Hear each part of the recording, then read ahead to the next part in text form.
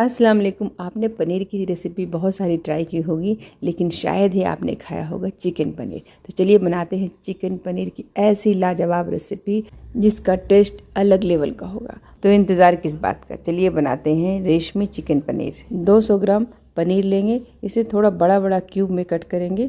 Same size का chicken का टुकड़ा भी हो विथ बोन, आप चाहें तो बोनलेस भी ले सकते हैं। अब इसको मैरिनेट करेंगे। 2 चम्मच लहसुन अदरक का फ्रेश पेस्ट, 2 चम्मच तीखी वाली कुटी हुई लाल मिर्च, 2 चम्मच डालेंगे चिकन मसाला, 1/4 चम्मच हल्दी पाउडर, 1 चम्मच नमक, और इसमें जाएगा दही। गाढ़ी दही लेना है 200 ml के करीब।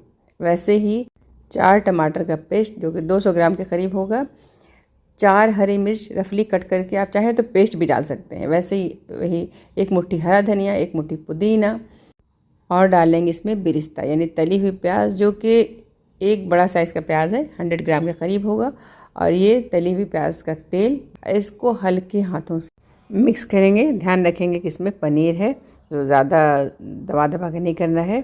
मैरिनेट करने के बाद कम से कम 2 घंटा, ज़्यादा से ज़्यादा आप ओवरनाइट छोड़ सकते हैं फ्रिज में रख करके।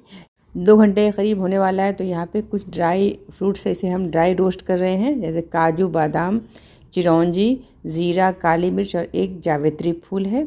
चिरौंजी की जगह पे आप चाहें तो अखरोट ले सकते हैं। इनको हल्का सा बस रोस्ट करना है, थोड़ा सा पानी देके फाइन साइज़ का पेस्ट बना लेना। चलिए अब बनाते हैं। तो यहाँ पे पैन हमने चढ़ा दिया, स्टोव पे है, और ये सारा जो पनीर है, चिकन मैरिनेट करके हमने रखा है, सारा डाल देंगे। लेफ्ट ओवर जो भी मसाला बचा हुआ है, 1 से 1.5 कप तक पानी डालेंगे। आधी चमची गरम मसाला डाल देंगे इसमें, और इसमें डालेंगे देसी घी। देसी घी ज़रूर डालिएगा, 1 से 2 टीस्पून। देसी घी डालने के बाद इसे अच्छी तरह से हल्के हाथों से मिक्स करेंगे। ढक करके मीडियम टू लो फ्लेम पे 5 से 6 मिनट तक पकाएंगे, इतना कि अच्छी तरह से पक जाए, पनीर और चिकन गल जाए।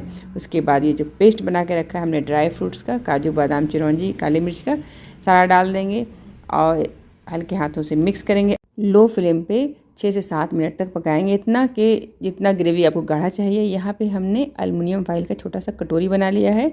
इसमें हमने डाल दिया है जली हुई लकड़ी, और इसमें डाल देंगे 1/4 चम्मच देसी घी। ढक करके 1 से 2 मिनट तक इसमें इसका धुआं देंगे, इससे स्मोकी फ्लेवर आएगा, बिल्कुल ढाबा स्टाइल लगेगा।